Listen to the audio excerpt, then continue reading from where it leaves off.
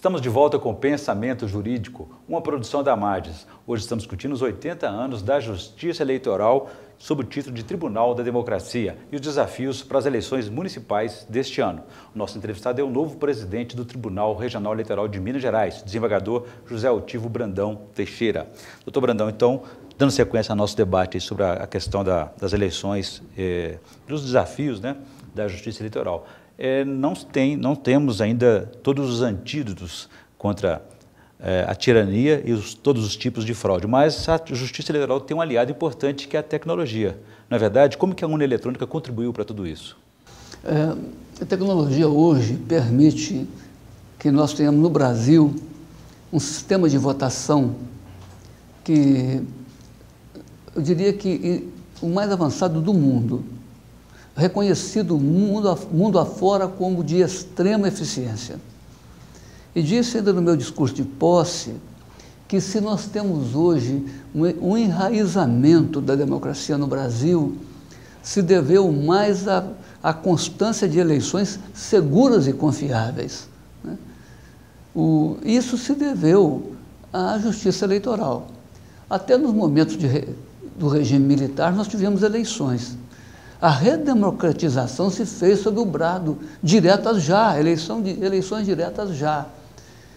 E essa constância de eleições, a confiabilidade delas, ainda que eu seja um realista, né, eu tenho que admitir que aqui ou ali pode ter acontecido um problema, mas, no geral, a atuação da Justiça Eleitoral foi absolutamente vitoriosa, importante, preponderante para o enraizamento da democracia no Brasil. E como é que o senhor avalia aí dos requisitos de algumas manifestações de coronelismo, de controle político? Quase todo político tem uma emissora de rádio e televisão que faz um controle absoluto dessa informação nas regiões, digamos assim, mais afastadas dos centros. O maior problema que eu entendo é nisso que você diz, chama o encabrestamento do eleitor, o voto de cabresto.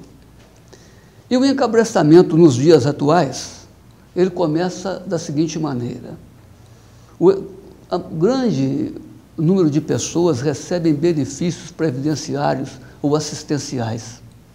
Para receber esses benefícios é necessário o título de eleitor. O chefe político, quando faz o eleitor, ele diz para ele: olha, estou te dando a condição de você receber tais e tais benefícios. Na linguagem interiorana, na linguagem roceira, é nesse momento que ele coloca o cabresto no eleitor. O eleitor passa a dever a ele o favor de o ter transformado em cidadão e poder ter acesso às benesses que o Estado fornece. É por isso que, como corregedor eleitoral, eu combati demais para isso, a Justiça Eleitoral, no âmbito nacional, desenvolve um programa que chama o Voto Cidadão, que é de estimular o cidadão a alistar-se e de evitar a interferência desses intermediários que, com ares de ajudar, na verdade, estão ajudando também a sua própria figura política, chamando para si. O senhor disse no discurso de posse que vai fazer um controle rigoroso dessa corrupção eleitoral, do Caixa 2 e de outras práticas ilícitas durante as eleições.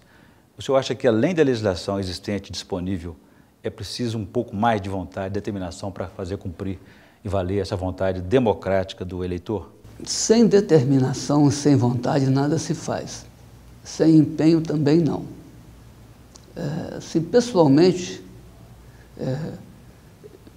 entendo que a gente tem que ponderar entre algumas situações.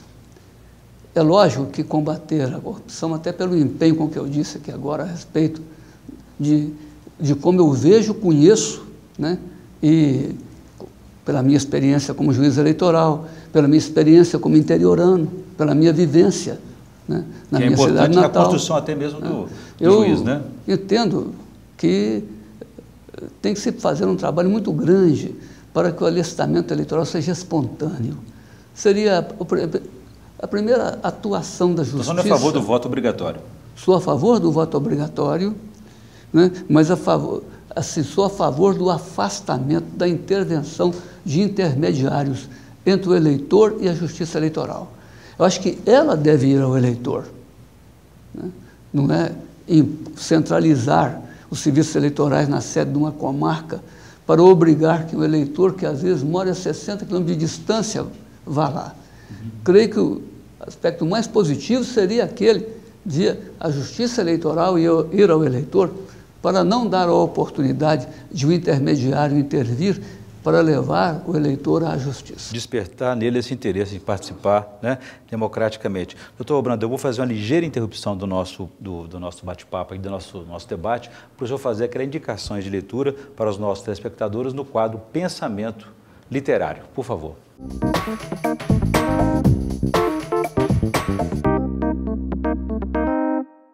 Aqui tenho 2 livros nas mãos.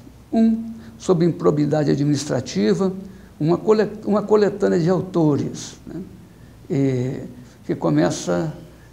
que tem como coordenadores Cássio Scarpinella Bueno e Pedro Paulo de Rezende Porto Filho. É um tema de extraordinária relevância. E, do outro lado, Boa Ventura, A Corrida de Ouro no Brasil, de Lucas de Figueiredo, Belo Horizontino. Jornalista. Que o primeiro livro, A Improbidade Administrativa, é um livro de leitura importantíssima, porque a lei de improbidade tem cláusulas abertas. O que é abuso, o que é improbidade, são cláusulas abertas que a justiça ou o judiciário vai ter que definir dentro da jurisprudência qual é o alcance, ou quais são as situações em que serão consideradas como atos de improbidade. Porque senão o próprio cidadão, o próprio agente da administração pública ficará numa situação de insegurança muito grande. Se improbidade é aquilo que esse promotor pensa ou que aquele juiz definiu como se fosse, é necessário que esses conceitos sejam assentados em doutrina e em jurisprudência. Muito bem. Doutor Brandão, eu gostaria, então, nós estamos na reta final do nosso programa, tem mais um minutinho, eu gostaria que o senhor fizesse 2 considerações aí a respeito da interferência positiva ou negativa. Gostaria que o senhor avaliasse sobre a propaganda durante as eleições e também a novidade, a internet cada vez mais presente, redes sociais durante a campanha. A propaganda eleitoral é imprescindível para as eleições, porque é a manifestação da atividade política, não se pode abafá-la. A liberdade de expressão, de manifestação, principalmente política, é talvez a parte mais sensível da vida democrática. Então, quando se vai fiscalizar a propaganda eleitoral irregular, há que se ter muito cuidado para que a vigilância, para que a repressão não seja excessiva e, ao invés de favorecer a democracia, a prejudique. Muito bem, eu conversei aqui com o novo presidente do Tribunal Regional Eleitoral de Minas Gerais, desembargador José Altivo Brandão Teixeira, e falamos aí sobre os 80 anos da vitoriosa trajetória da Justiça Eleitoral no país, que agora chama-se Tribunal da Democracia. E falamos também sobre os desafios das eleições municipais deste ano, como, por exemplo, a questão do candidato ficha limpa. Doutor Brandão, obrigado pela presença, foi um prazer recebê-lo aqui. Bom, nós ficamos por aqui. Se você quiser participar do Pensamento Jurídico, escreva para pensamento@amages.com.br. pensamento@amages.com.br. Obrigado e até a próxima.